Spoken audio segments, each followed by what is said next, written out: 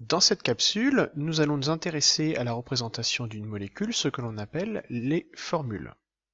Commençons par rappeler ce qu'est une molécule. Une molécule est composée d'au moins deux atomes. Ils peuvent être identiques ou différents. Une molécule est toujours électriquement neutre, c'est-à-dire qu'elle n'est pas chargée.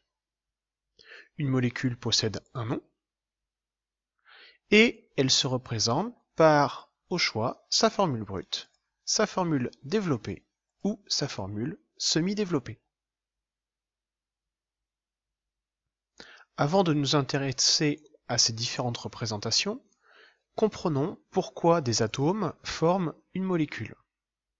Rappelez-vous, un atome est composé d'un noyau, lui-même formé de protons et de neutrons, et autour du noyau, on a un cortège électronique, formé d'électrons. Ces électrons se répartissent dans différentes couches, K, L et M. Et je vous rappelle que on dit qu'un atome est stable lorsque sa couche externe est remplie, et on applique pour cela la règle de l'octet ou du duet. Prenons le cas des atomes les plus courants que nous rencontrerons en classe de seconde, à savoir l'hydrogène, le carbone, l'azote et l'oxygène, qui ont respectivement pour numéro atomique 1, 6, 7 et 8. À partir de là, nous pouvons écrire la structure électronique de chaque atome. Je vous rappelle que la couche K peut contenir jusqu'à 2 électrons et que les couches L et M, où on n'a pas d'exemple ici, peuvent contenir jusqu'à 8 électrons. Donc pour l'hydrogène K1, pour le carbone K2L4, et ainsi de suite. Donc à partir de là, on en déduit que le nombre d'électrons manquants pour atteindre une structure stable, structure en duet ou en octet, est 1 pour l'hydrogène, 4 pour le carbone, 3 pour l'azote et 2 pour l'oxygène. Prenons maintenant l'exemple de quelques molécules simples, à savoir le dihydrogène. Le dihydrogène est formé de deux atomes d'hydrogène. Chaque atome d'hydrogène possède un électron. Eh bien, ces deux atomes d'hydrogène vont mettre en commun chacun un électron, de façon à former ce que l'on appellera une liaison covalente. Ainsi, cet atome d'hydrogène aura l'impression d'avoir deux électrons, donc il sera stable, et celui-ci de même. Un autre exemple avec la molécule d'eau, que vous connaissez très bien. Donc là, l'oxygène lui a 6 électrons sur sa couche externe. Il va être approché par un atome d'hydrogène qui lui en a un mise en commun donc de chacun un électron. Même chose pour un autre hydrogène, et donc on a la molécule H2O que vous connaissez tous. Chaque paire d'électrons est ce que l'on appelle une liaison covalente.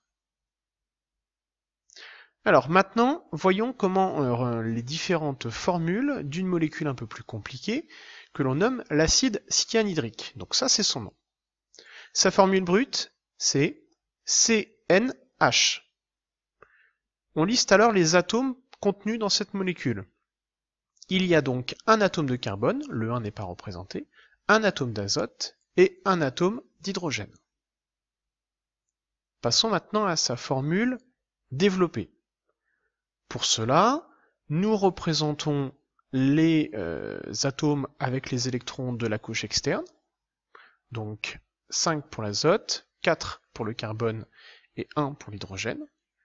On a une mise en commun d'électrons, et à ce moment-là, on va représenter chaque paire par donc un trait qui est la liaison covalente. Donc la formule développée, c'est quand on représente toutes les liaisons covalentes entre chaque atome. Enfin, il reste la formule semi-développée, où là, nous allons représenter les liaisons covalentes, sauf celles qui concernent l'atome ou les atomes d'hydrogène. Donc ici, on ne représente que les liaisons covalentes entre l'azote et le carbone. Ici, elle n'est pas représentée, mais elle existe. C'est juste pour simplifier l'écriture. Formule brute, formule développée, formule semi-développée. Conclusion. Donc dans une molécule, chaque atome met en commun des électrons pour avoir une structure stable. Il faut étudier sa structure électronique pour connaître le nombre d'électrons qu'il va mettre en commun. Chaque liaison covalente correspond à une paire d'électrons mis en commun. La formule brute indique la nature et le nombre des atomes qui constituent la molécule.